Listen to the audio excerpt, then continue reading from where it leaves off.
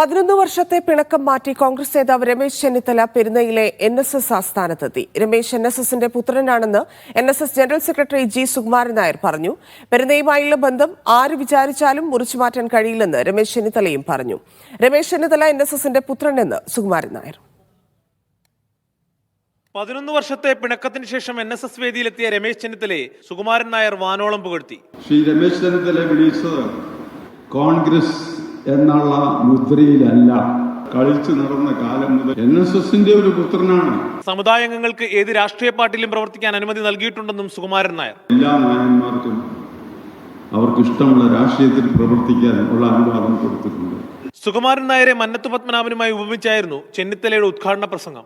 ഷഷ്ടിപൂർത്തി ആഘോഷത്തോട് അനുബന്ധമായ ഒരു ചടങ്ങിൽ ഒരാൾ മന്നത്ത് പത്മനാഭന് ഊന്നുവടി കൊടുത്തു. ഇനിയും വടിയും കുത്തി നടന്നോട്ടെ എന്ന് വിചാരിച്ചാണ് ഈ സമ്മാനമെങ്കിൽ തെറ്റിപ്പോയി. സമുദായത്തിന് നേരെ വരുന്ന ഓരോ തല്ലും തടുക്കാനും പകരം കൊടുക്കാനും വേണ്ടി ഈ വടി ഞാൻ സ്വീകരിക്കുന്നു. അദൃശ്യമായ ഈ വടി ശ്രീ G. സുകുമാരൻ നായരുടെ കൈകളിൽ ഉണ്ട് എന്ന് ഞാൻ ഇപ്പോഴും വിശ്വസിക്കുകയാണ്.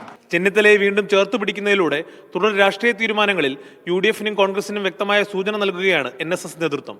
മീഡിയ 1 കോട്ടയം.